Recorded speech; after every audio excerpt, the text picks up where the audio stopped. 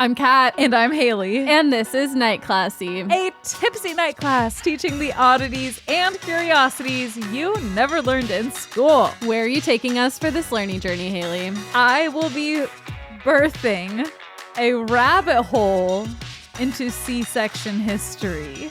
Whoa.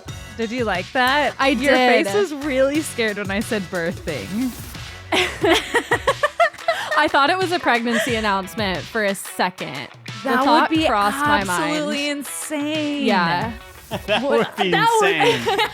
I thought you'd be like teaching me a lesson on birth, and then at the end you'd announce you were pregnant. I don't know why I thought that. I have no reason to think that, but that's why my face looked like that.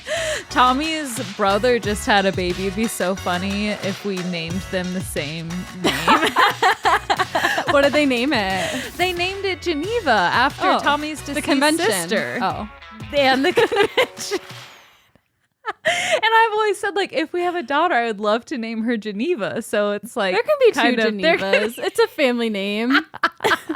That is something that would end up on Reddit. Like, am I the asshole for naming my daughter the same name? There's a post about that like niece. every week. Yeah. It's classic. That happened in my family. To who? What name? My mom had like told her entire family her entire life that she was going to name her son Foster because that's her maiden name. Yeah. And then my great aunt, who's like not even a foster, took it and named her son that before She's my not mom even had a son. Foster. She's related, but like I don't remember by marriage. I think not by a blood. Well, no, I think her mom was like a female foster, so she didn't have that name. So she lost it. I don't know exactly, but my mom has been like pissed about that her whole life. Oh my God, that's serious. And so we have two fosters. You put the claim on that name. I was pissed when my dad and my stepmom named my younger sister because since I can remember, I wanted my future daughter to have that name, and they didn't even know. But that was just another thing. Was like, I can't believe you guys did this. Right. And if you had claimed it, it would be it would be even worse. Yeah, it would be actually valid, I think. But you know. But also, my feeling is you can't steal a name.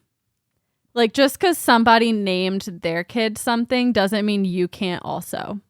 Yeah, but it's weird when it's within the family. Not really. I think it is kind of weird. I mean, plenty of people are named after their dad or their grandpa. That's yeah, in the but family. How many people are named after their cousin who was born 2 years before them?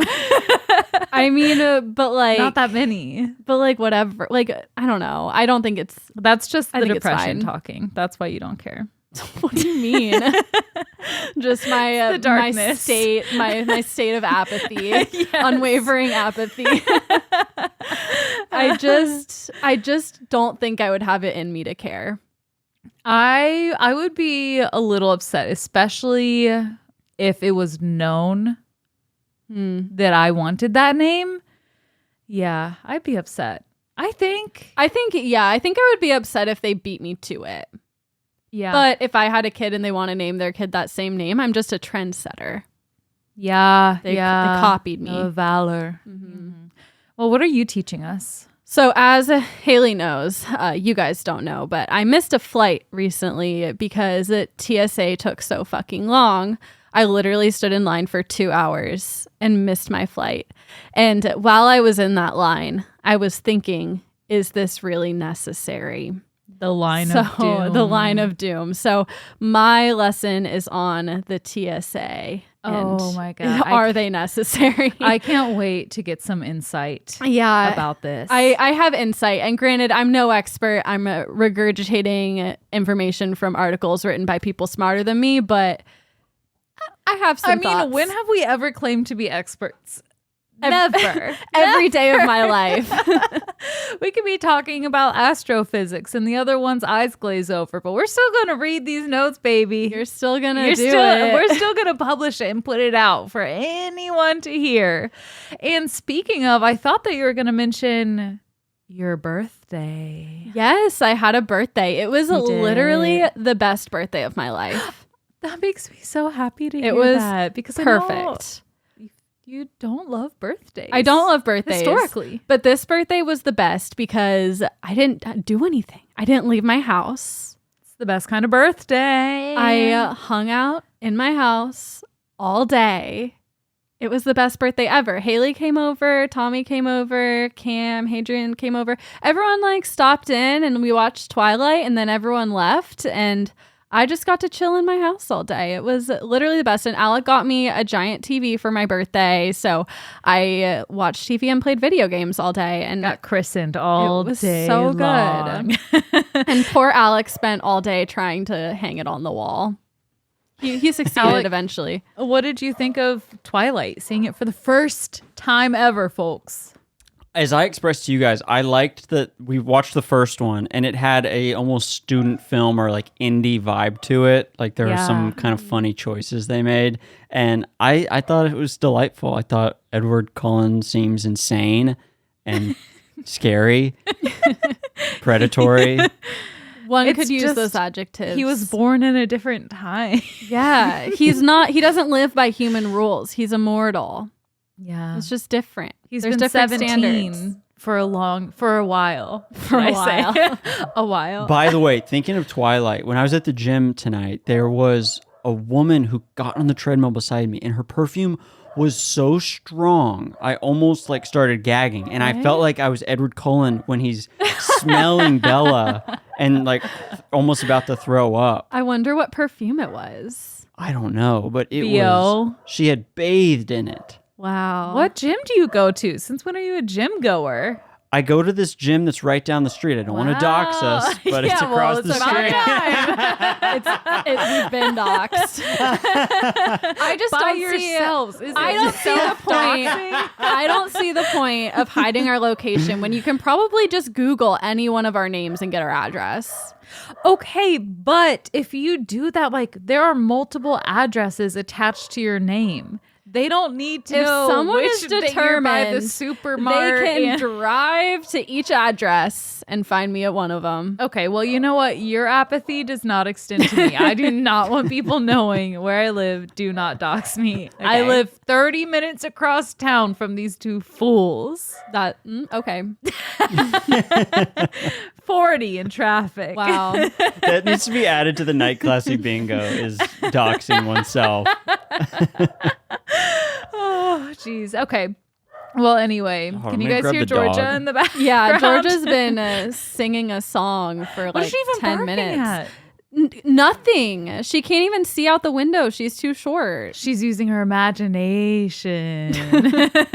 And I'm not expecting any packages. Usually that's what gets her going. It's the Amazon man, but I don't think so. Unless it's my microwave. Yeah, that microwave needs to freaking get here. Girl, the way I've lived 6 months without a microwave. Little house on the prairie. You know what? I'm a trad wife. No microwave in this house. A trad wife? Oh my God. Is that from like Reddit? Is that Reddit lingo? You don't know what for a the trad fundy? wife is? I don't know what trad is either. Yeah, traditional wife. Is that fundy Christian I'm wearing talk? my apron. I'm cooking sourdough and homeschooling my children. All of those things except for homeschooling children sounds awesome. Hell yeah. There is a very expensive apron at that store that we like near here that's like witchy and eclectic. And I want it so bad, but I can't justify spending $80 on something that I don't deem as essential. Like it will be purely aesthetic. You need to write it down, say you want it, and make yourself a goal of something you want to accomplish. And once you accomplish that goal, you can buy yourself the apron. Yeah, that could work. Maybe. I don't know. I'm also trying to be like financially good. Yeah, I'm trying to be financially good too, but it's hard. so hard being financially good. I'm trying to be financially good and literally literate. Would you use an apron? Well, I currently have an apron and I don't use it. But Okay, I then think it's because probably I don't don't buy like it. the design of it. But an apron serves a function. So if you're Right. already not feeling the need to use an apron. But I you probably can't not won't. wear things that I don't like how they look. That's true. So it's like, if it was cute, then I probably would be wearing it. I don't think you would, because I thought that too. And Alec got me a beautiful apron and I've never wear it. Well, that's just being a bad girlfriend. I wore it a few times when he first got it. I need to wear it more, but I loaned it to the freaking drama club at my school and they haven't given it back to me. I need to go hound them. No, you don't. Just you give don't it to even them. miss it. No, Yeah. I want it. It's what? nice. For what? They don't need it. They used it in their play You and now they're don't need done. it. I'm I sure they'll do need it need again. it. So you can make your sourdough. So I can make my Barefoot and sourdough. pregnant. That's a fucking right. And I can homeschool Ghost, Georgia, and Ernie. They do need homeschooling. Georgia does. Ernie and Ghost does. are good boys. Well, Ghost needs some schooling. No, he doesn't. He does. He would Tommy and actually I were school talking us. about how many birds we think he's killed. 0. Tommy estimated like 8. No, I don't don't feel think good about that estimate. I don't think he's ever killed one, because I think if he did, he would bring it to the door. That's true. and he's never done that. Although I did see him catch a chipmunk once, but that was like 3 years ago. I rescued it. Don't worry, everyone. But so he's capable. But again, I think he would bring me his kill, which he hasn't done. Look, mother. Yeah, he'd wanna show it off. Scared me. Yeah, light just fell and it scared the crap out of us. Okay. Anyway, moving on. Anything else? Happy birthday, Kat. Happy New Year, everyone. Oh, I do have one more thing. I impulse bought a bunch of beads and I've been having fun making bracelets, but like I don't need 80 friendship bracelets, so I put them on Etsy and I want to just like basically give them away for free. So like if you want, I'll link the Etsy in the thing, and the code classy will get you 75% off a $10 bracelet. Aww. So it's basically free. And take my shit off of my hands. Girl boss. I made bracelets and I need to get rid of them so I can make more. They're piling up. So that's my plug. Code Go Classy do it. on my Her Etsy page. store is Claudia Slays, No. Severa Slays. Yeah, it's Severa Slays. I almost said Slaudia Slays. Slaudia Slays. Slaudia Clays. But there's no clay involved. No, they are plastic and glass beads as specified on the Etsy listing. Yeah, very accurate. Pictures included. Yes. All right. Are you ready to hear I'm so ready. I why thought we you have would to never- wait in a 2-hour security line? I'm ready. And you know what? I have a lot of good material to bitch about when it comes to TSA and airports, specifically Tampa. Tampa Airport Really? is Tampa the Airport. fucking worst. No Why? What way. makes them bad? The thing that makes them bad is that each terminal has its own security. So if That is you are bad. going to a connecting flight, you have to go through security again. And it's confusing. I had to go through security twice because A, I'm a little dumb, and B, their airport is confusing. Are you sure you didn't accidentally leave and have to come back in? I'm positive because the like middle part of it is connected to the outside. Like you can just walk outside and it's like a mall where they have the food court, but then it's kind of like a star and Yeah. it goes in like 5 different terminals and each terminal has its own security. That is bullshit. If the security worked the first time, you wouldn't have the need to go Yeah, through you should just security be a able to second get time. in, or it's like if you want to exit, then you can exit this way. But if you are just trying to catch another flight that's in a different terminal, then you go this way down a different hallway. Yeah, that's BS. It was so frustrating. So anyway, My rebuttal is that it wins best airport like every year. And I went to college there and I never had a problem. well, probably for reasons unknown. One time, Alec and I had like a 6-hour layover in Vegas, and we got so drunk because we left the airport and went to Caesar's Palace and got so drunk that when we went back to catch our next flight, we accidentally left the airport and had to go through security again and almost missed our flight. Well, we were in a bar and we What? took a right turn out of the bar and we're like, let's go to our flight. We got 5 minutes. And we walked right out of the airport. And I was like, Kat, where are we? And she's like, I don't know. We're on Outside. we're on an escalator going down. And I was like, we just left the airport. Baggage claim.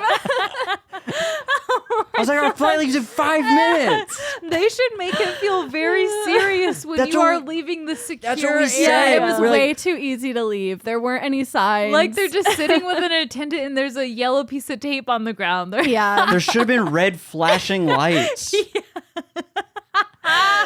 Because what else are you going to do? And if you're sober, it's a different story. Yeah. But like at the airport, you get drunk. Yeah. What? Or you frantically type night classy notes. No. One or the other. I remember one time when I had like a 6-hour layover and I was like, can we push recording back like the day after because I'm going to be traveling? You're like, just do your notes at the airport. I was like, how dare you? You bitch. You bitch. What is, first of all, no. Second of all, what is wrong with you? I don't know. You know, I can't do things like that. What do you do at the airport? I get drunk and apply to scholarships that I'll never pursue. What? What? That's what You I did apply last to time. scholarships? Yeah, for grad school. Why can you apply to scholarships and not take notes on an alien abduction? That's notes way is like easier. reading and writing. Applying to a scholarship is like click, click, click, click, click. Okay. Very easy. Okay. And then you feel so accomplished. But then it's like actual brain work to do your notes. interesting. You wouldn't get it. I don't get it. Do, Anyway. do you guys ever bring a book to an airport or a flight and think like, oh, I'm gonna just tear into this book, and then you like don't even touch it the whole trip? Oh, yeah. all the time. Every time. Yeah. I think it's a requirement. Yeah. Yeah, it's definitely a travel requirement to have a book in your backpack that And you don't never read. go for it. And then You don't run. even touch. Yeah, run down my battery to like 10%. And then we're getting on the flight. I'm like, fuck, it's Yeah. at 10%. And then Why your did phone I do that? dies because you play Candy Crush the entire flight. Yeah. It's weird. I browsed Reddit for 4 hours a day, and then when I was in the airport, I did the same thing. I'm a creature of habit. I know myself. I'm not doing notes in the airport. Airport, like there are no rules. There are some rules. Well, and we'll talk I'm about sure them. you'll get to that. Well, let me say it like this. There are no rules. The rules are so different that it feels like there are no rules. Okay. Like airport time is not real. That's true. But it's too real.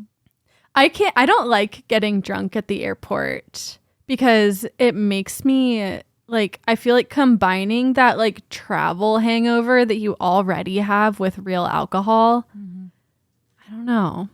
And like, that sounds rich for me after I just said Alec and I like fucked up in Vegas, but I don't habitually drink at the airport. Does not matter for me. 9 a.m. We're grabbing a beer. I'm happy for you. You take the girl out of Ohio. But Can't take the Ohio out of the girl. Fair enough. Okay, I'm going to get started. So, airplane hijackings did not start with 9/11. Did you Right. know this? Yes. Really? I did. My mom was on a hijacked plane. what? Yes, I've talked about this before. Oh, yeah, when you she have. was a baby, they were on an airplane. They got hijacked. They had to do an emergency landing in the big tarp inflatable slide. My Yeah. grandma slid down with That would her. have been like the early 70s, right? Yeah, Yeah, it was late probably like 60s. 72. Yeah, Mhm. that was like the golden era of plane hijackings. That was the golden era for like all crimes, I feel. I feel like the 90s and the 80s and like early 90s had a good like serial killer run. But 70s did too. Yeah, I think 70s were like pretty strong That's in true. serial killers. Anyway, the first ever airplane hijacking occurred in 1931 when Peruvian revolutionaries attempted to hijack a plane in order to drop propaganda leaflets over Lima.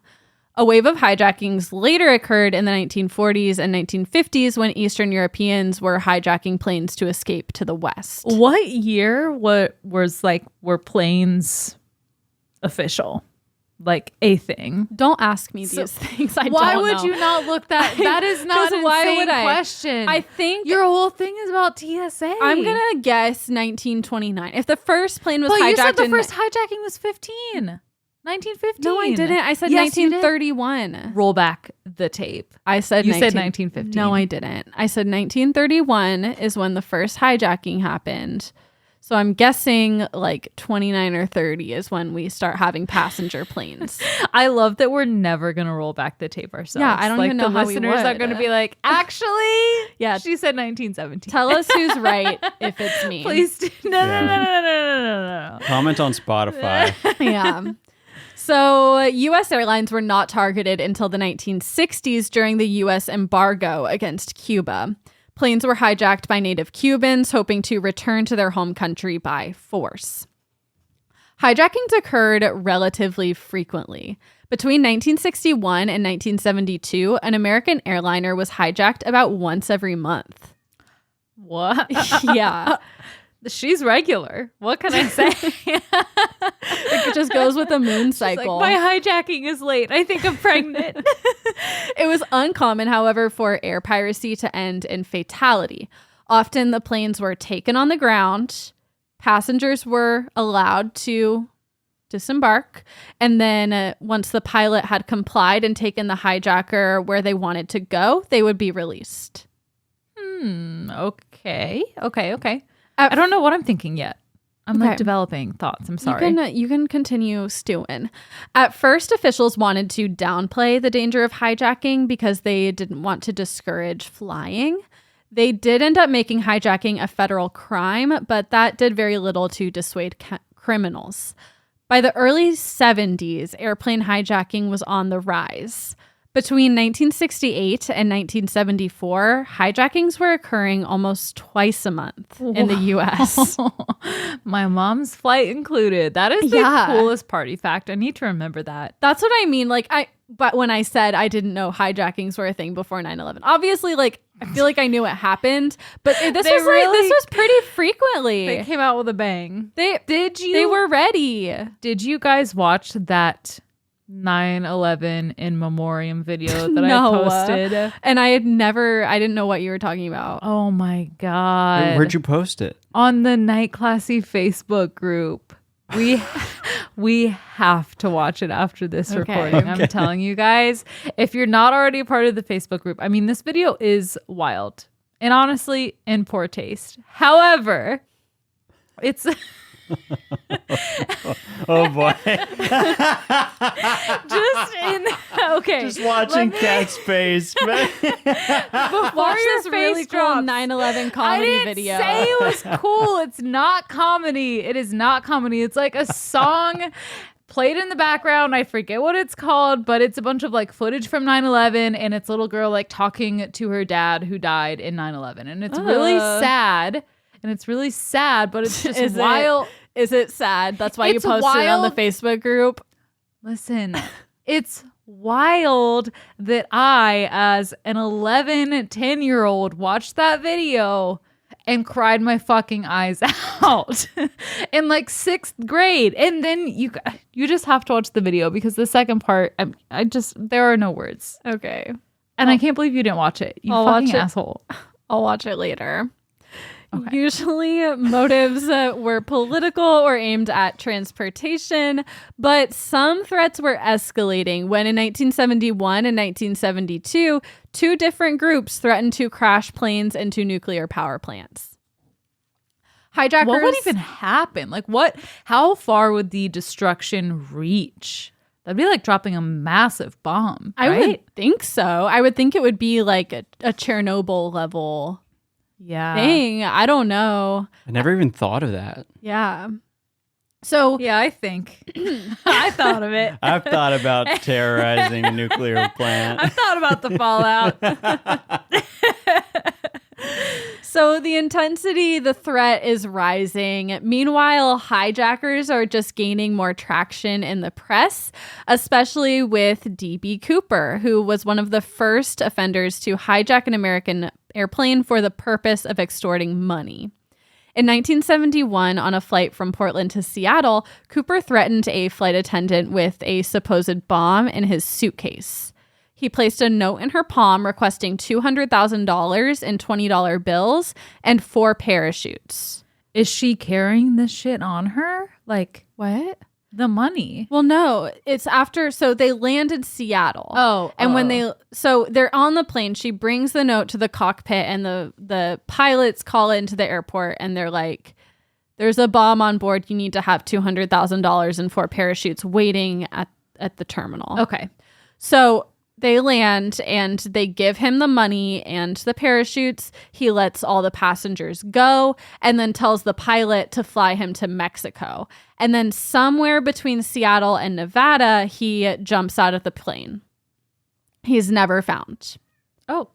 Americans everywhere get wind of Cooper's very well publicized sensational story and also seeming success because he got away. He probably died. I think they found remains of some of the money in recent years, maybe some pieces of parachute, but they've never found him.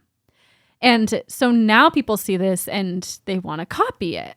Someone made $200,000 doing this. Okay.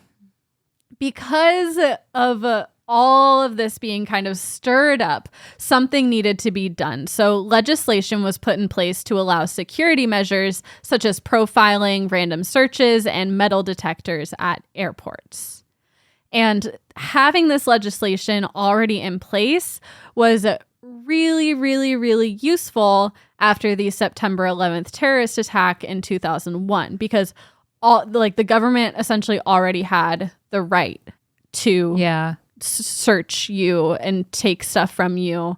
What was the security level before 9/11? What did it look like? Well, it wasn't a government, it wasn't sponsored by the government. Individual airports would just check your bags and make sure you didn't have weapons and stuff, I think. And it was just up to the airport. There was no government oversight. And before the early 1970s, I don't think there was any security at all. You just walked on your plane. It's crazy how things happen because people start wilding out. Yeah. It's like laws that you hear and you're like, who did this thing that made it illegal for you to own more than 3 border collies in the state of Wisconsin or something? Right. Like that. Yeah, there's always one. And shouldn't there have been some type, and this is hindsight, of course, hindsight is 2020, but shouldn't there have been some kind of something to begin with? I guess you don't have security for subways, but yeah, subways or buses. Think of all the crowded places you go on a daily basis where there's no security. Yeah, but this you can walk into a mall open carrying a machine gun in some states and nothing can be done.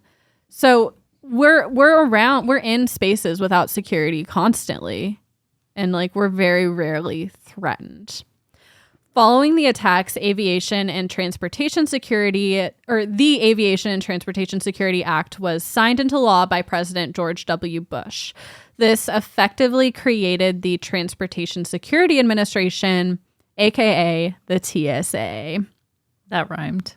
Yes, it did. The TSA's job is to draft and implement policies and procedures that make transportation safer. This is most well known at the airport security, but for the I just did not read correctly. I don't know how to read. The most well known of these being the airport security for the purpose of preventing plane hijackings, but they also work on railways and other mass transit systems. Do they? I didn't know that. Yeah, it's like an entire government agency. They kind of have their fingers in a lot of things, but they were created for because of 9/11 for the airport. TSA seems to TSA to me seems like the perfect government job. Or near perfect. We'll talk about how it actually sucks. But on the positive side, okay, you have the people watching. You get to look inside of people's bags. I would like to look inside of people's bags. I want to know what's inside that bag. But I also don't want to deal with the aggression and I don't like to upset people, and I feel like whenever your bag gets pulled off the the conveyor belt, you're pissed. I'm always nice. I am too, but most people or many people aren't. Many you just know you're pissing people off when you pull their bag, It's so dumb because TSA is not the one to piss off. They can take a long time if they want to checking your bag. They can this is 3.4 ounces, sir. Sir, is this a bomb? Yes, you definitely, it's in your best interest not to make them mad. But just knowing I was maybe upsetting people, I would not like that. Yeah, because they're like the police, but they're not like the police. Yeah. You know? They're like the cool police. No, They're not cool. The firefighters are like the cool police. Yeah, I would agree true. with that. So the two main jobs of TSA at airports are to, one, check your ID and make sure it matches the name on your ticket. And this is important because if you try to purchase a plane ticket and you're on the no-fly list, you would get flagged. So like you can't purchase a ticket under someone else's name and then expect to fly with it. And then the second thing they do, of course, is check your baggage for prohibited items. I have created a game for you to play. I have a list here of items directly from the TSA website. They have a long list of pretty much everything you can imagine, and they tell you whether you can have it in your carry-on or you can't. Okay. I know right off the bat, ionized batteries. No. Okay, that's not on here. But Well, they added to your bonus list. point. Extra credit. Alcohol. Can I have that in my carry-on? Yes. Yes, you are correct. It needs to be under 3.4 ounces, though, and less than 140 proof. What did I say? 3.4 ounces. That's I right. know my shit. You do know your shit. Let's Okay, see if let's you see know what this else I next know. one. Ammunition. No, must be in a checked bag. That's correct. Same with guns. Isn't that Which crazy? is crazy just that you fly around can with a have gun them. in Yeah. your suitcase. You can check a gun? Yeah. I mean, a lot of like hunting trips. Think about it. Oh, yeah. Yeah. Yeah. That's crazy. Mhm. And I'm freaking out when I have microphones in my bag. I'm like, they're going to think that looks weird. No, people carry way crazier shit. Antlers. I'm going to say no because it could be used as a weapon. You can have antlers. Really? Yeah. What about artificial skeletons? No? Yes, you can have your I artificial feel like skeleton. I'm getting tricked now. Baseball bats. No. way. No, you cannot have a baseball bat. How can you have a baseball bat but not antlers? You I it's the could gouge opposite. your eyes out so fast. Yeah. Or well, how can you You know how a lot of dads have like the baseball bat, like the peacemaker under their bed Yeah. to like kick ass if like an intruder comes. You have like a rack of antlers under your bed. I mean, there's so many points. If you have a 10-pointer, the chances You of fucked with the wrong house. Yeah, ramming someone's head with the antler. I strap it in like a helmet on my head. But like seriously, a 10-pointer, think about the odds that you have to hit them versus with a bat. Strapping an antler helmet on to fight an intruder. Make it like nunchucks and whip it around. A full hydro flask is pretty dangerous too. Yeah. Whack Oh, someone I've hard thought with about that. Yeah. Bludgeon. I have a little mini handsaw next to the front door. What? Because I don't know where else to store it. So I just store it on the little table right next to my front door. So if an intruder comes through your front door, they can just grab your weapon and use it against There's you. like 5 locks on that door. They're not coming through that door. That's true. Stop, I have a handsaw. It got me. It hurt. Like it's sharp. It's sharp. It's double. It's double. Has double teeth. You know what I mean? You cannot have a handsaw in your carry-on. Can you have baseballs? Yes. Yes. What about a bicycle chain? No. Yes, you can. No You whack way. someone with it. I mean, I guess anything it can be a weapon. Yeah, they can't prohibit everything. Can you have biological specimens?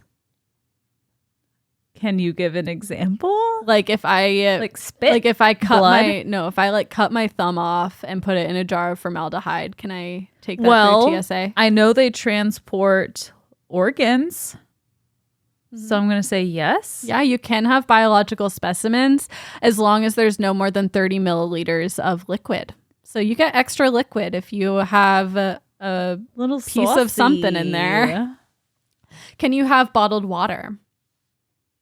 Well, if it's sealed That's, and if it's under 3.5 ounces. If it's under 3.5 ounces, yes. Being sealed, no. That has nothing to do with it. Okay. But there is a loophole. Do you know what it might be? The poop hole. No. if your water Okay, bottle, trad wife. I thought you studied. if your water bottle is completely frozen, you can have it. Really? What? Yeah. It just has to be frozen What? completely solid. Like it can't be sloshing around at all. Okay, that is not what I expected. Good to know. Look at Cattle their silly prods. little rules. Cattle prods, I'm going to say no. Correct. What about contact solution? If it's under 3.4 ounces, you can. And I have. Actually, you can have as much contact solution as you want. You can take a gallon of it through. Are That's you like serious? That's Are one you of serious? Yeah, that's one of the few liquids there's so no many times I go limit to on. specifically buy the travel size contact Me solution. too. You don't have to. Oh my God.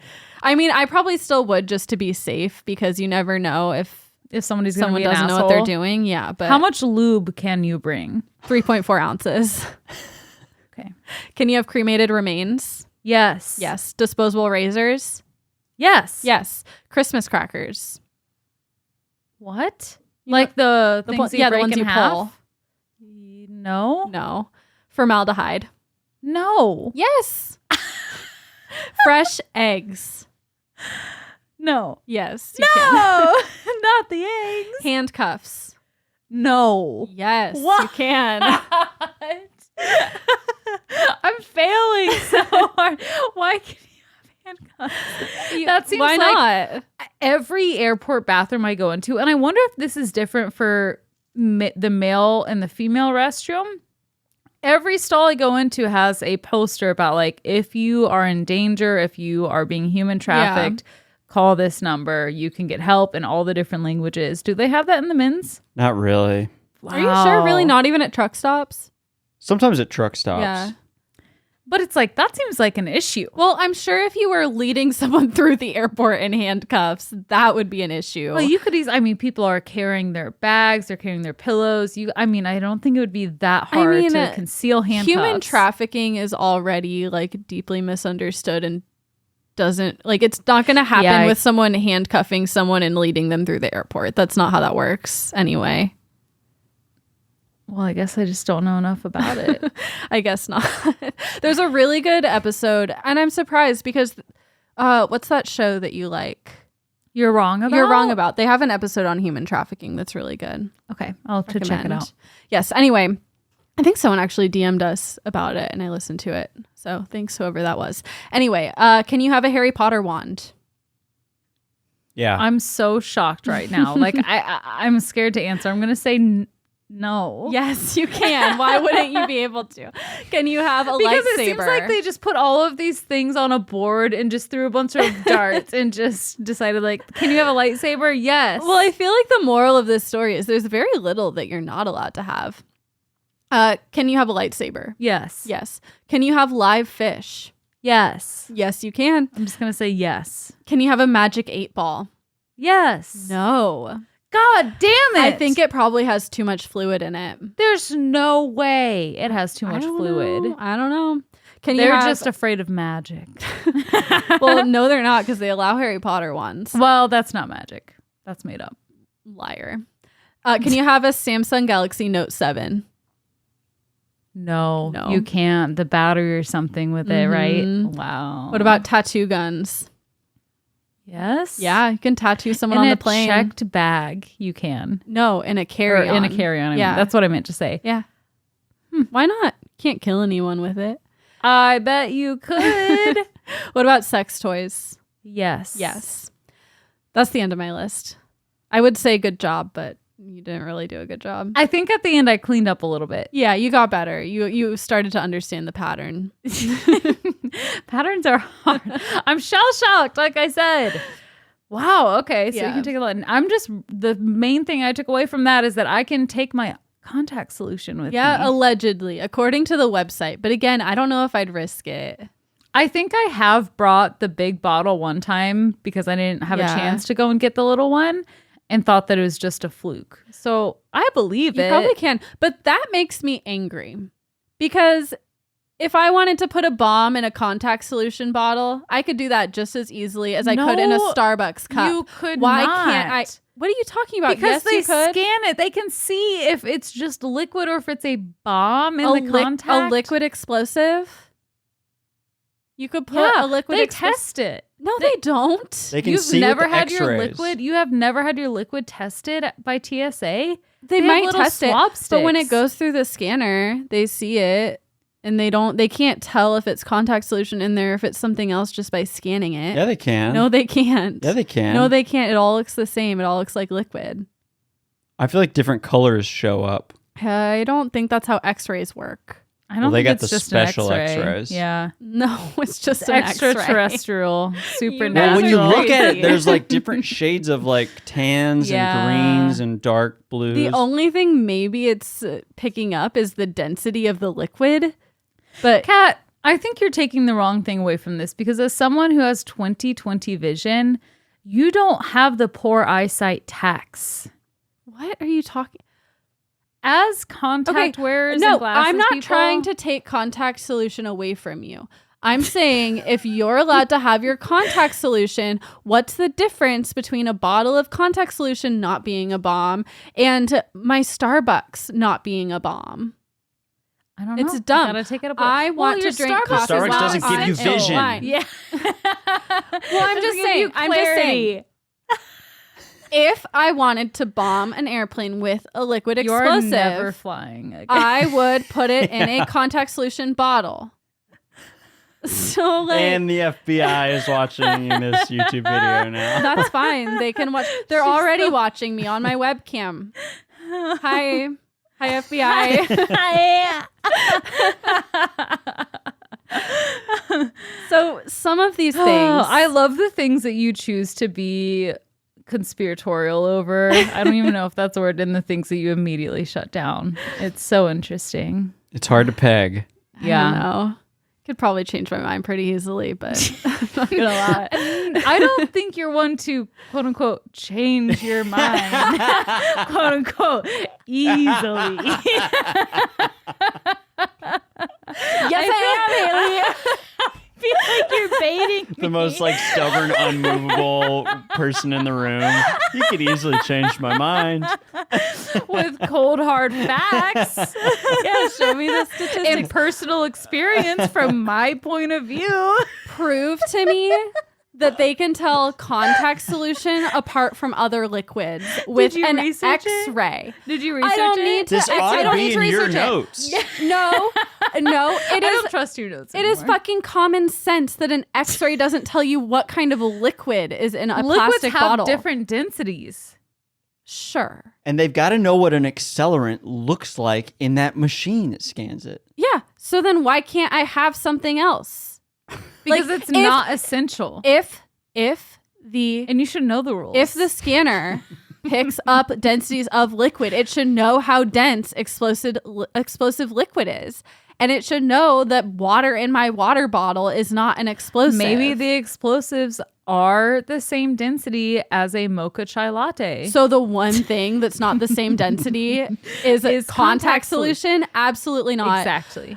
The Exactly. point that I'm making here is that these are stupid made up rules.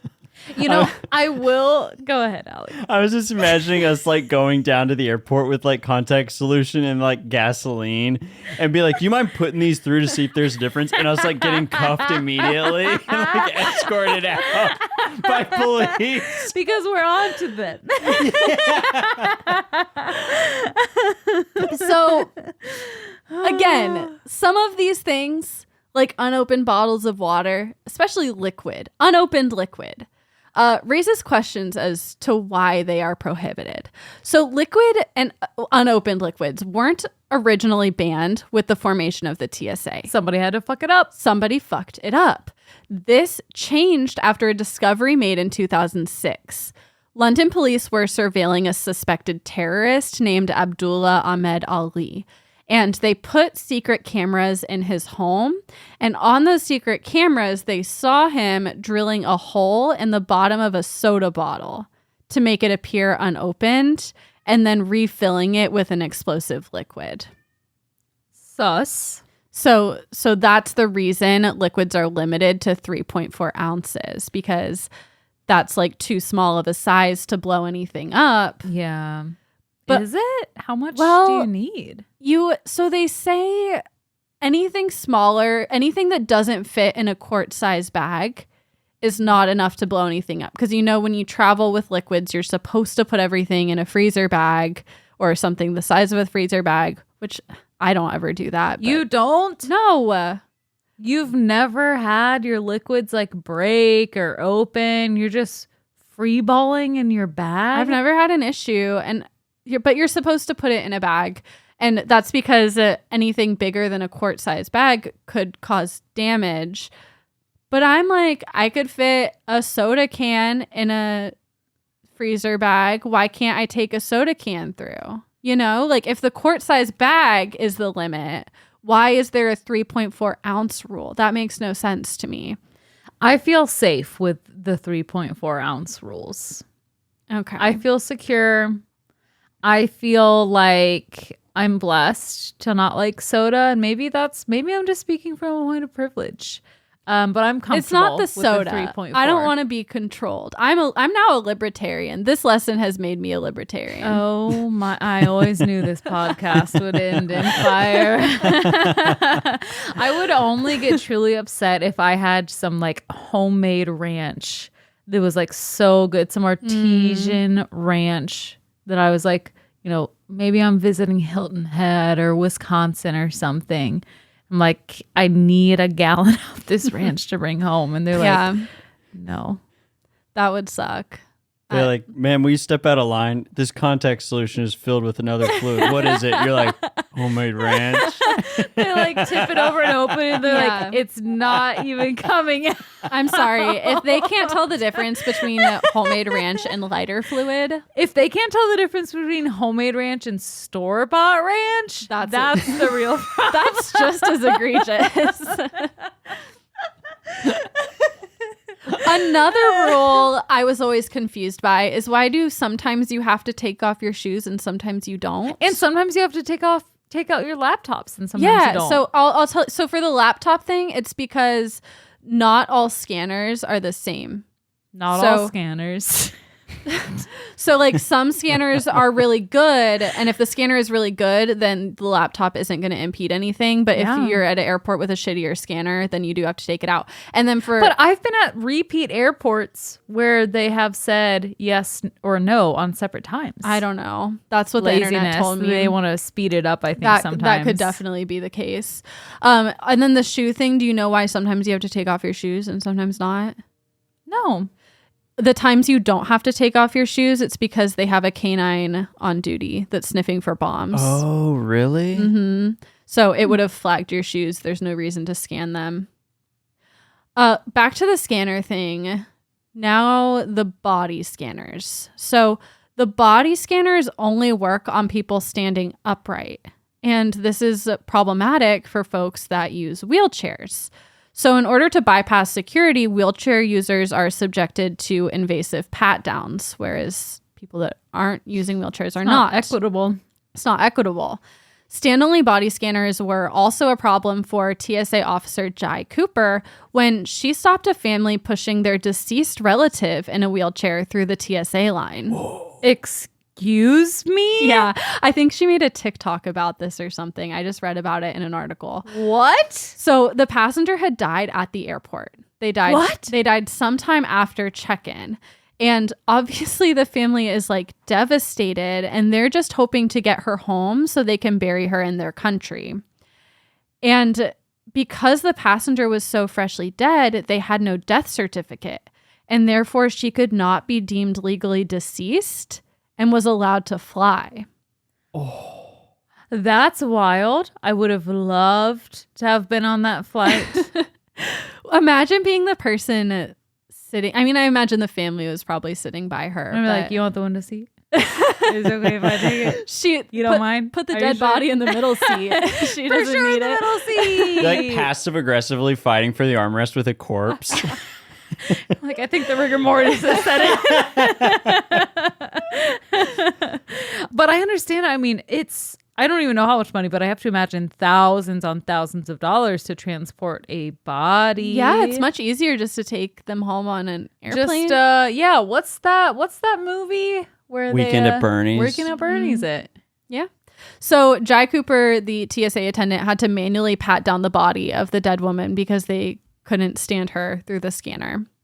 Body scanners are also a problem for trans and gender nonconforming people because the way body scanners work is they either scan you as a male or a female. The attendant has to press a button that says your gender. Oh, I didn't know that. And so if you present as a male but have breasts, you get flagged for a pat down because it detects a mass on your chest. Similarly, if you present as female but have extra mass between your legs, you will also set off the sensor and need a pat down. And this is at very best like a headache and an annoyance for trans folks, but at worst a traumatic experience, as these pat downs can be really invasive and TSA agents are not always educated on or sympathetic to trans folks. Absolutely.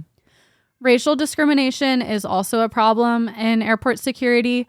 The TSA officially claims that it doesn't, quote, discriminate against travelers on the basis of race, color, national origin, sex, religion, age, disability, genetic information, sexual orientation, and prenatal status. However, in 2019, an investigation by the Government Accountability Office found over 1,000 incidents of, quote, potential discrimination and unprofessional conduct that involved race over a 2-year period. Shocker. And I mean, there shouldn't be any occurrences, but when you think of the hundreds of millions of people traveling on flights every year, like people traveling, people it's a drop in the working. pond. And just like the society and culture, like in the US, it's unfortunately ingrained in its institutional racism is, and it ripples throughout time and space. Like absolutely. And I didn't say that to minimize that number because I'm like, this is only the ones that they recorded. It's not, there's definitely more than that. And anecdotally, you hear a lot of stories of discrimination by people who have experienced it. For example, Dutch-Egyptian game developer Ramil Ismail has 7 Arabic names. So he says because of that, he gets stopped often and he travels a lot for work. So he believes that his extra checks are not to, quote, make him feel safer, to make Black people feel safer, to make immigrants feel safer. It's meant for white Americans, rich Americans to feel safer. And it's, quote, reassuring the racist people, no worries, we got the brown one, we're checking him real good. Which I agree with that. It's a show. I can absolutely and it's at the expense of folks of color. Yeah, where he's coming from. And although maybe having 7 Arabic names is not typical for what we see and experience in the US, but it's no reason to like you see a pattern as him. Like it is his lived experience. Yeah. We can't just dismiss that. And absolutely not. And I believe him and other people that claim this 100%. And I think his statement also raises an important question. Like, is the TSA actually making us safer, or is its main purpose to make us feel safer? And before I go into this next part, I do want to say that TSA officers have definitely stopped weapons and other dangerous things from making it onto flights. I agree there needs to be security, but the statistics do tell an interesting story. So around 2015, Homeland Security conducted an internal investigation on the Transport Security Administration. Undercover officers attempted to smuggle mock explosives and banned weapons past the TSA security checkpoints. They ran 70 tests. Do you want to guess how many times TSA officers stopped them and found their weapons? Oh, geez. I don't even think I want to know. How many times did they try and smuggle their Starbucks or their can of soda? They were smuggling weapons and explosives. How many times out of those 70 did TSA officers find the weapon? 10. Not even. 3. 3? 3. 67 out of the 70 tests, TSA officers failed to detect the banned materials. They failed 96% of the time. And that is not the first time TSA failed a review. They had a really poor review in 2009, and they were given $551 million for improvements. What? Despite that, that was for like new scanners and extra job training. Sure, yeah, great. But like also, where's the money for education? Right. So they're given all this money, but even though they bought new equipment, they got some extra training, they made zero noticeable improvements. And in 2013, an undercover officer with a fake bomb strapped to his chest got through the metal detector and then got through the pat down without anyone finding it. What? Yeah. Wow, that is terrifying. Yeah. So one potential reason for the TSA's incompetence is the reported toxic work environment and underpaying its employees. Like when your employees are miserable and not taken care of, they're going to be apathetic and just go through the motions. Obviously, I do not fault them for that. That's proven. Yeah, me either. TSA employees have the lowest job satisfaction of any federal agency. Workers endure a tense work environment, extreme pressure from managers and the public, low wages, resulting in 1 in 5 new hires quitting within their first 6 months. Yikes. Yeah, that's like worse stats than teaching. And like It is. I think It is. like 3 out of 5 teachers quit, or 50% of teachers quit in their first 5 years. I don't know. This is way higher. We're about to beat the odds. Despite the tough work conditions and desperate need for officers, they earn one of the lowest salaries of any federal government employee. Average salaries do vary state by state, with the lowest being in North Carolina at $38,000. It's so wild how, of course, I think everyone needs to be paid more across the board. I believe in social safety nets and all of that good stuff. But when you look at the TSA agents who are keeping us from, weapons, whatever people want to bring on, their contact solution, they should be paid more. Teachers need to be paid more. Paramedics need to be paid more. If everyone got paid like doctors got paid. This is a discussion one of the TikTokers I follow, I forget what their tag is, but it's like, if everyone got paid like doctors did, all of the expectations would rise up and people would be able to meet them and be more motivated. And it's like, well, one of the arguments is, well, then no one would want to be doctors. That's not true. People want to be doctors because they want to be doctors. Maybe people want to work part-time at, McDonald's. That's what they want. That's what they can handle. But if we all got paid well, there would be integrity in the job. There would be pride. There would be a zest for life. Yeah. But when we're getting this, what is the minimum wage even now? I don't even know. It varies, but I think the federal minimum wage is still $7.25 or something. Unbelievable. That is shocking. Yeah. That is terrifying. At the very minimum, you should be paid above poverty wages for every job, and $38,000. And that's the average for a TSA agent in North Carolina. So there are ones making far below that. That's not a living wage. And for like one person. Yeah. People have kids. People have other people to support in their lives. Mm-hmm. So one might think that TSA would pay its employees better given its funding. The 2024 TSA budget is $11.2 billion. And that's no small amount, and brings us back to the question, is it worth it? For implementing life-saving measures, the government employs a metric called cost per life saved.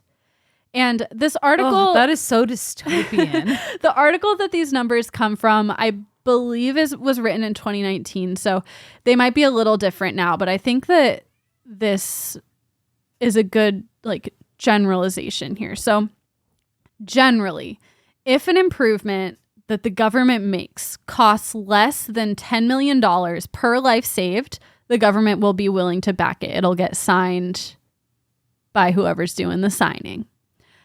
If we assume the TSA is 100% effective and 100% responsible for stopping terrorist attacks. And we assume that they stop about the equivalent of a 9/11 once every 10 years. That would make the cost per life saved about $15 million. So under the best circumstances, we're already above that $10 million cap. However, studies have shown that the TSA is only about 5% effective against most security breaches, and most terrorist attacks are intercepted by federal agents long before they even get to the airport. So they're not responsible for 100% of terrorist attacks. They're not stopping anywhere close to 100% of attacks. So realistically, with these things in mind, that would make the cost per life saved in the TSA about $667 million. Can't put a cost on life. But think of how many more lives you could save for $667 million than one if that money was invested pretty much anywhere else. Do other countries, I mean, I know they have other versions of TSA. Do they have better metrics elsewhere? I would like to know. I didn't go into it because this lesson was already getting kind of long. I don't know if for other countries, airport security is like a government agency the way it is here. I would imagine in most it is, but I don't know for sure. Okay. Yeah. But anyway, it's those numbers to me were staggering. $667 million, and that's not the total budget. That's per potential life it's saving. It just seems like you could save. There may be a more effective way to 500,000 lives with that money. Yeah, security in the airport and divert that. Flint, finances. Michigan still doesn't have water. Yeah. Shit like infrastructural things like that would, it. Anyway, that's my lesson on the TSA. You're right. I'm going to smile and wave because I am no professional, but I know that there's a lot of need for a lot of resources. Definitely. And I'm not saying we shouldn't have any security. Yeah, of but course. The way we're doing it right now seems a little over the top. Let us take our Coke, the soda, into... I just want to take my Coke and my Coca-Cola through the TSA line. You get what I'm saying. You understand. All right. Well, we'll be right back. If you want extra Night Classy content, there is a place to get it. It is called patreon.com/nightclassy. New year, new you. There's always new content over there. Every week after we record another segment called Extra Credit, where we each share one interesting thing we learned that week. And if that isn't enough for you, you can always level on up and enjoy the true crimey, whatever Kat decides to teach. That's a whole extra episode. In addition to that, of course, we all know producer Alec comes out once a month and teaches us a lesson. There is also a backlog of content from over the years. We started the Patreon as soon as we started the podcast. So there is really a ton to explore over there. And not only do you get extra content, you support the show. And you can come hang out once a month. Every first Friday of the month, we have cocktail hour. We already had the first one of 2024. So be sure to not miss out on the second one for February. That will happen on Friday, February 2nd. We look forward to seeing you there. Thank you so much for your support. Head to patreon.com/nightclassy to join. Welcome back to portion 2 of Night Classy. Hi. Hello. Alrighty, so I told you that I was going to be taking you down a rabbit hole of C-section history. A warm, wet rabbit hole. A warm, bloody, wet rabbit hole. And it started because I wanted to do a lesson on the history of C-sections, but then I went down a rabbit hole and it just kind of spiraled from there. Okay. So you'll see. C-sections have been around since ancient times. most commonly conducted if the mother was dead or dying and they were trying to save the baby. Despite the name cesarean, it doesn't come from Julius Caesar. As that never occurred to me. A lot of people think that it is. It's kind of a misnomer. There's a myth that Julius Caesar had a surgical birth, but according to the National Library of Medicine, .gov, historians are certain that Julius Caesar was not delivered by the dangerous C-section, and the C-sections were rarely attempted on a living woman until the early 17th century, and Julius Caesar's mother was alive and well throughout her son's life. Okay. So nothing to do with Julius Caesar. Let me get that out of the way. Much like the Caesar salad. Like the Caesar salad. I love that meme that's like, I do not agree with the ingredients for Caesar salad, but I can't argue with the results. And I made Caesar salad as a HelloFresh. And I agree. I do not agree with the ingredients. It's like all mayonnaise. It's all mayonnaise. Mayonnaise. And in like a true Caesar dressing, it's blended anchovies. Really? I didn't know that. Yeah. But you can't argue with the results. It's good. It's real good. Another theory says that C-sections were performed by law in states hoping to increase their population. What? So they're like, if the mom is dead or dying from birth, which was not uncommon to happen, then let's try and at least save the kid. We need to up our population. Okay. Kind of like forced birth. Yeah. And what we're experiencing now with reversing abortion. Yeah, you have to do the C-section. Yeah. Even though, of course, you might want to live as the mother regardless, I'm assuming. And even if you're birthing at home without a doctor, and then your poor like mom or husband or someone else probably has had a to healer or midwife cut you open. And bring your baby out of you. Crazy. That's so traumatic. We should probably just do a general trigger warning. Actually, at the top of this, I don't get graphic in this, but I know that birth, although it can be beautiful, it can also be traumatic for many. So I do. Maybe we can give a little trigger warning. Sure. Okay. The National Library of Medicine explains Roman law under Caesar decreed that all women who were so fated by childbirth, who died from it, must be cut open. So that's where we think the name truly came from. Yeah. In the 1800s and before, African midwives performed C-sections successfully long before it was ever common or heard of in Europe. On live women? On live women. And they lived after? Wow. In 1879, I forgot to include his first name. I think it was like R.W. Falcon, documented a C-section he witnessed in Kahura, Uganda.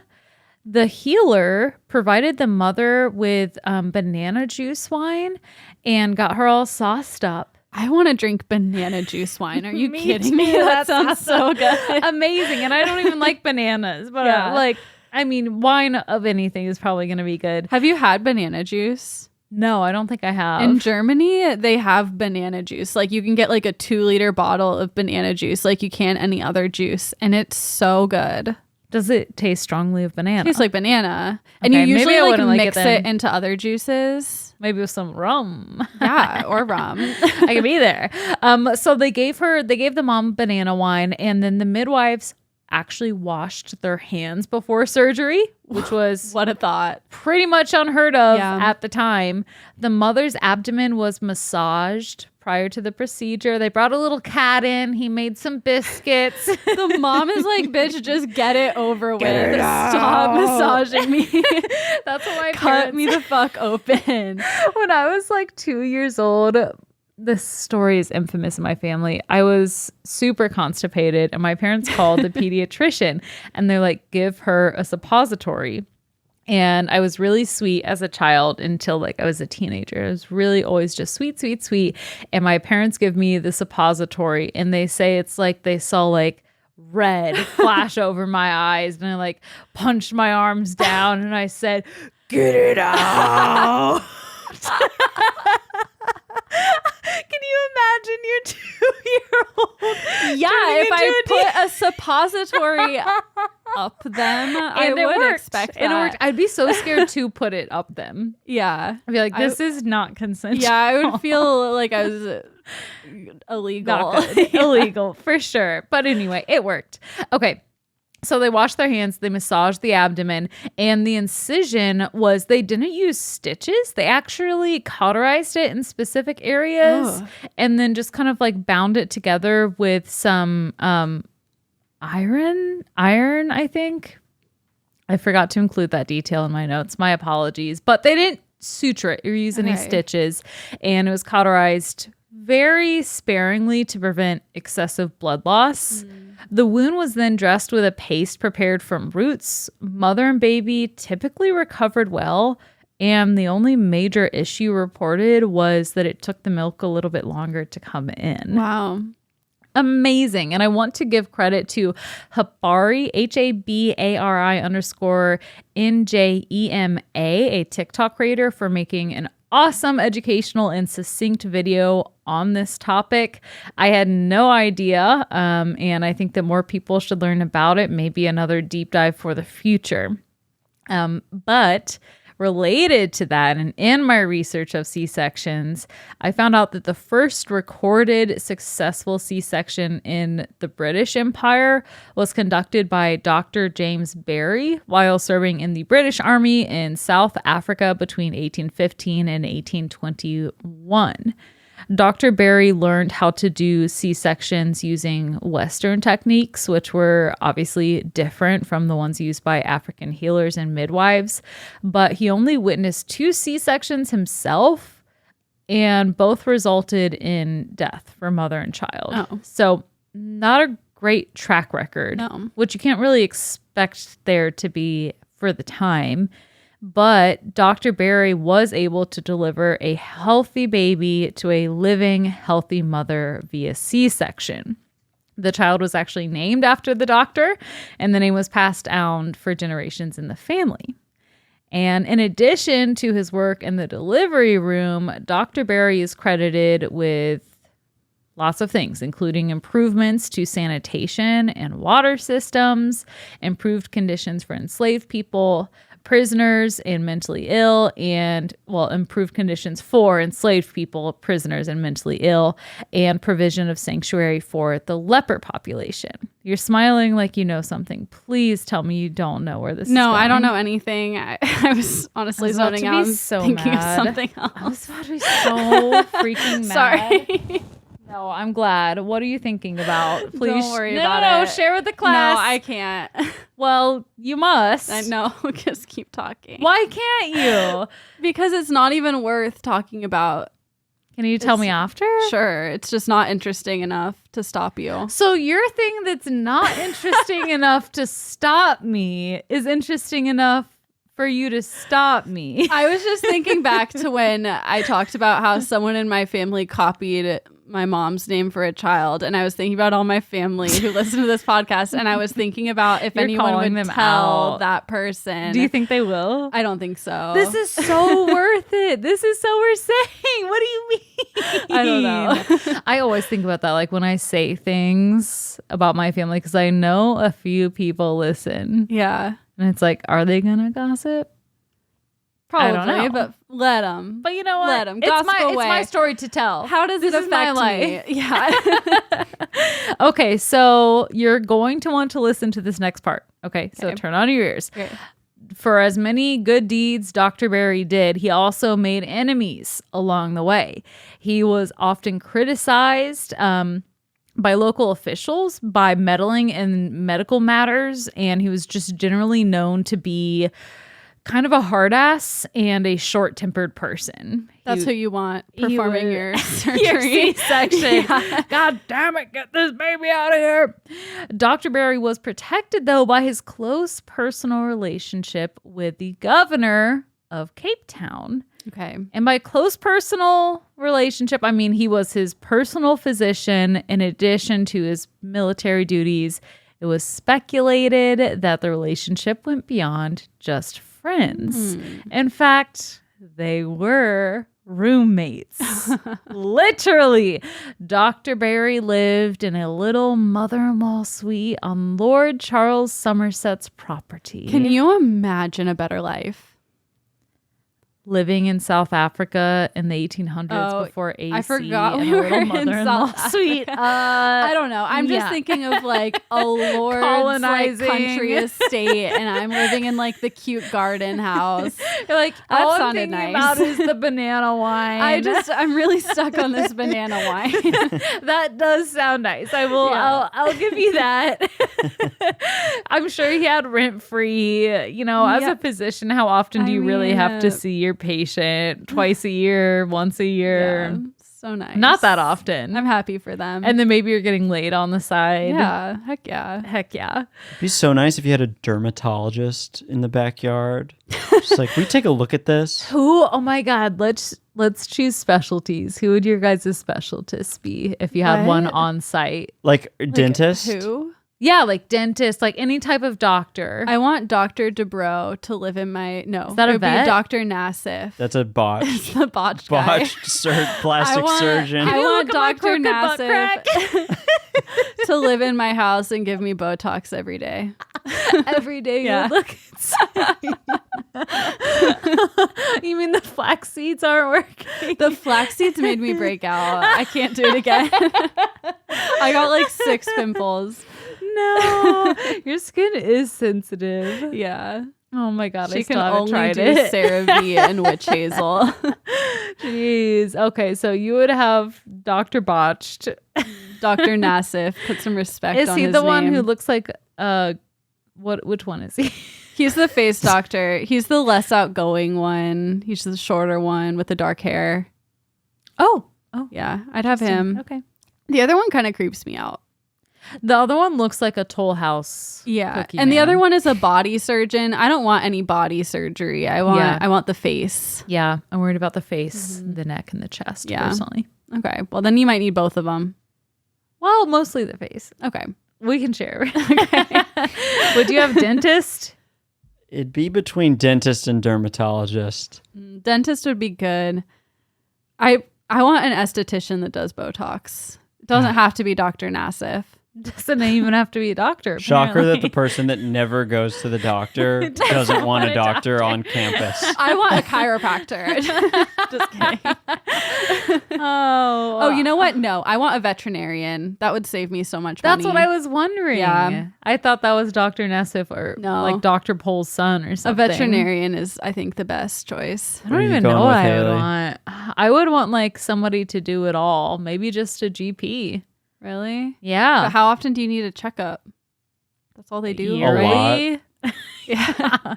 I mean, you can go to them for basic meds. They Yeah. went to medical school. That's They did their true. rounds. Like, they can take a look at something and That's let me true. know. Like, they probably know if a mole is cancerous or not. They may not be their Yeah. specialty, but Yeah. if I had to have a specialist, I don't know, maybe like a cardiologist. What? I feel like heart disease runs in my family strong. Yeah, so but that you can could just be- take your own blood pressure and know when you need to go to the doctor.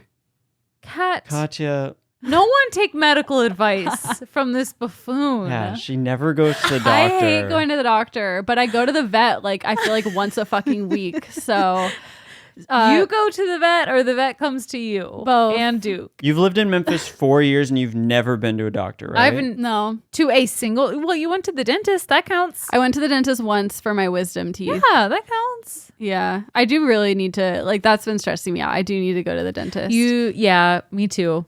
Yeah. I need to go to a lot of things that I need to do all the things. Yeah, same. You know what? I don't need a doctor. I need a personal assistant that makes my appointments for me and forces me to go. Most of them you can just make the appointments online if that's the barrier for entry. That's too much. It's okay. This is why someone commented that all 3 of us are neurodivergent. Yes, people Did you are see that?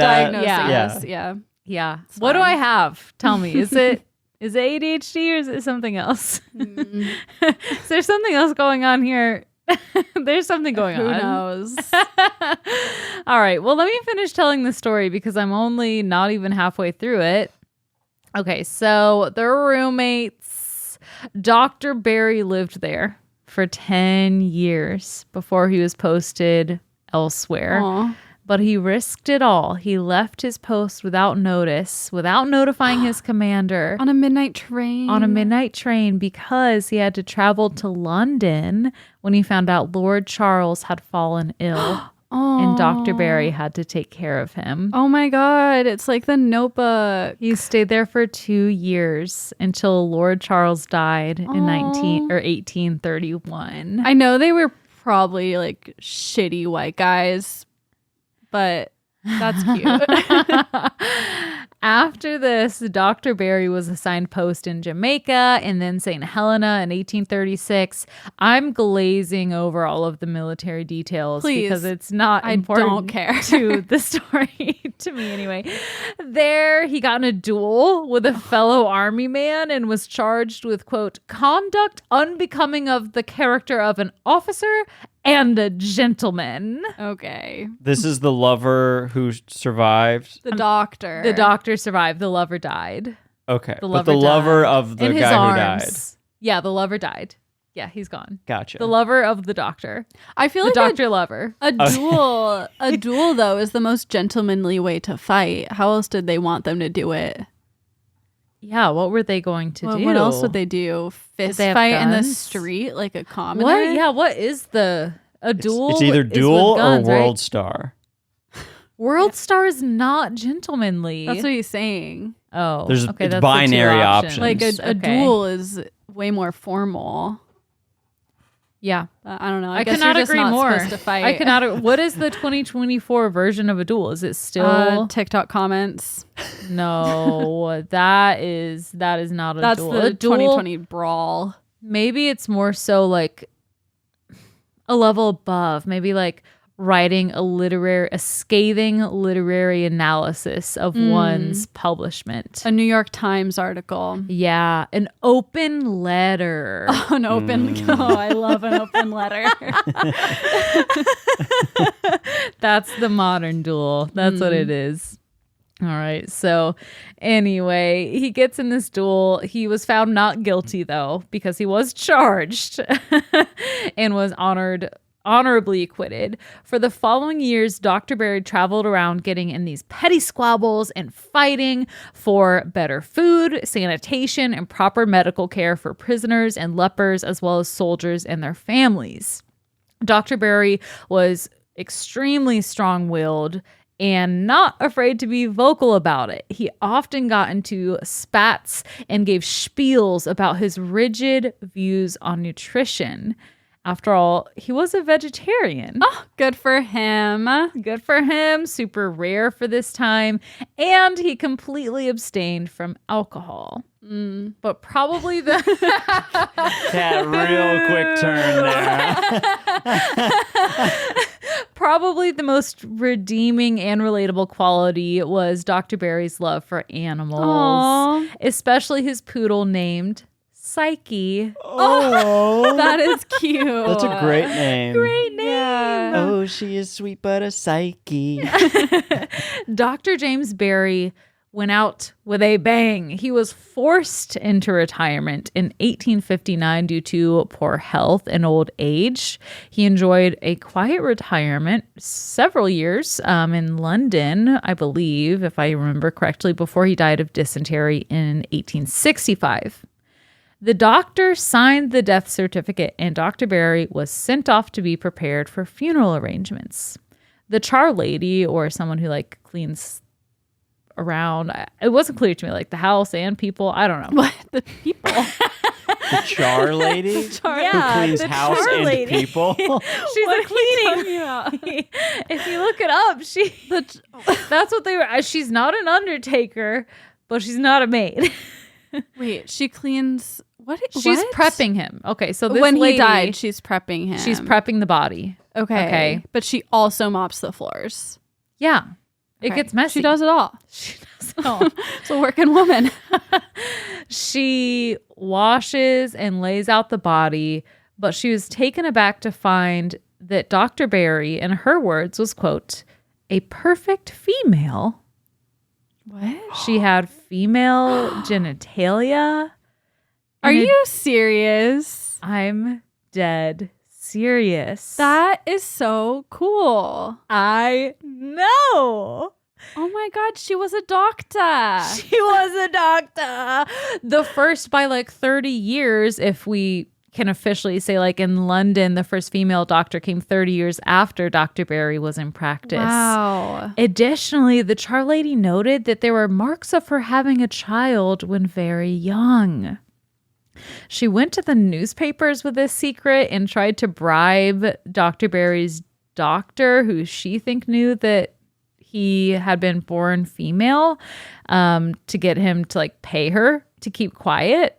But he refused. There's a bunch of letters in between the two. I'm not going to go through it all. But he refused, and she went to the newspapers with it.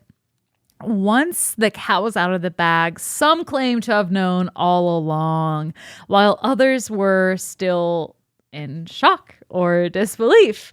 The British Army quickly sealed Barry's service records for the next 100 years. They didn't want anyone to know that such an accomplished doctor could be a female, born female. And we don't have a clear motivation as to why Dr. Barry lived as a man. I'm going to talk a little bit more about his early life. He may have just been transgender. He may have just wanted to practice as a doctor. We're not sure. The early life of Dr. James Barry, born Margaret Ann Bulkley, is somewhat of a mystery, but extensive research suggests he was born in Cork, Ireland in 1789. Other documents completed by him throughout his life gave varying dates of birth. One common problem he had throughout life was people being like, you're far too young for like what you say you are. You look like a young boy, when he was supposed to be much older. He was boyish. He was boyish. And in hindsight, it's obviously believed he purposely lied on official documents about his date of birth. Or he had like feminine features, which can make you look boyish. Exactly. Yeah. He definitely had feminine features. Yeah. He wasn't taking testosterone. But like, even or if he wasn't anything. like lying about being older, you know what I mean? He didn't have a beard. We know he didn't have a beard, and we know for sure his birth dates. He noted them as 1792, 1795, and 1799 on various different official So then he would documents. be saying he was younger, though, if he was born in 1789. But we don't know for sure if he Oh. was born in 1789. Okay. So I guess you're right. Yeah. Well, no, he wouldn't be saying he was older. He'd be saying he was younger. That's what I just said. Okay. I'm sorry. I misheard you. Because you said people thought he looked too young for how old he was saying he was. Yes. But he was actually saying he was younger, so he probably looked young Yeah. because he looked feminine. Yes. Okay. Anyway, Dr. Barry was the second child born to his parents. His father ran the local weigh house and was a grocer. And he was actually dismissed from his post due to Catholic discrimination. And the family lost their main source of income. Some sources say that Dr. Barry's father was sent to Australia for punishment, but we don't know for sure. But we know that he definitely was sent to a debtor's prison. So as a young girl, Margaret/Dr. Barry and his mother were both barred from pursuing formal education. His mother reached out to the only viable option, his uncle, James Barry, living in London as a painter and professor. There are some theories that it's unclear. We don't know the truth, but there are theories that, and trigger warning for this for sexual assault, there are theories that Dr. Barry was assaulted by a man when he was a teenager and became pregnant. It's possible that it was one of his uncles or somebody nearby, because he did allegedly have stretch marks when they were preparing the body for the funeral. And he did have a much younger sibling. So the theory is that he gave birth and his mother raised the child. Yeah. We don't know either way. Just missing puzzle pieces, really. But regardless, the family reached out to the uncle and he refused to help. Oh. But then he died. Oh. And although he didn't have a ton of money, what he did have was passed on and split between next of kin. And it was enough to keep the family afloat.